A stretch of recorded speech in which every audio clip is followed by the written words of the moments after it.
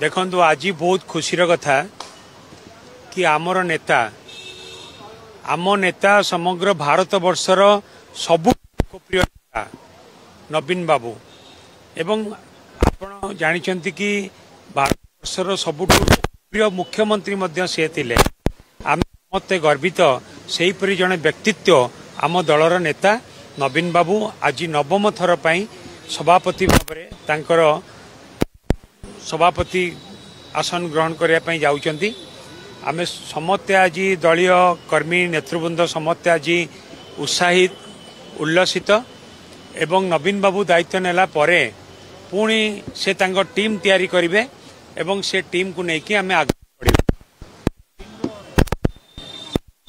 देखो टीम टा रूपरेख केमती रहिबो सेटा मु कहबा ठीक नुह, सेटा नवीन बाबू स्थिर करिवे टीम टा केमती रहिबो से अनुसार हबो। आज नवम थर पई निर्द्वंद्वरे निर्विवादी नेता भावरे बिजु जनता दलर सभापति भावरे निर्वाचित हैला परे गोटे आह्वान रखिछंती।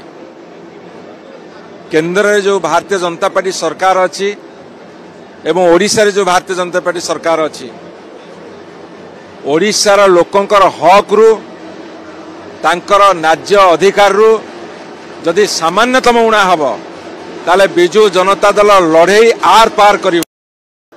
आज आमर ओडिशा जाकर जेते सब राज्य कार्यकारिणी सदस्य माने आसीथिले उच्छ्वसित संबर्धना देइछंती, सते जेमिति शपथ नैछंती ओडिशा भारतीय जनता पार्टी सरकार को हटेइबे एवं दिल्ली अवहेला विरुद्ध रे निरंतर लड़ाई जारी रखिबे। आज आमर मान्यवर दलर सभापति श्रीयुत नवीन पट्टनायक आह्वान देइछंती नवम थर सभापति भाव में निर्वाचित हैला पर जो स्पीच देले सेथिरे स्पष्ट भाव में निर्देश देले जे केवल लड़ई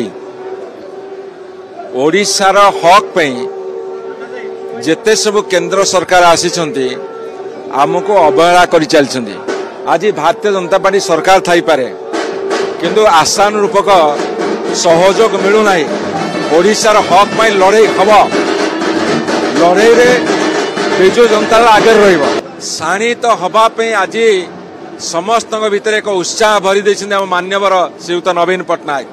ये सीधा सड़क केंद्र सरकार ओडिशा को क्रमागत अवहेला ता सत्रे ओडिशा रे जो सरकार अछि से सरकार जदि सामान्यतम अवहेला करिवो ओडिशावासी को ताले जवाब दिया जिवो। सेते तिले मात्र आमर पछको हटिबार नाही। सबो सीनियर लीडर माने एकस्वरे कहिसंती नवीन पट्टनायक नेतृत्व रे दल आहुरी मजबूत होबो, आहुरी लड़ाई होबो।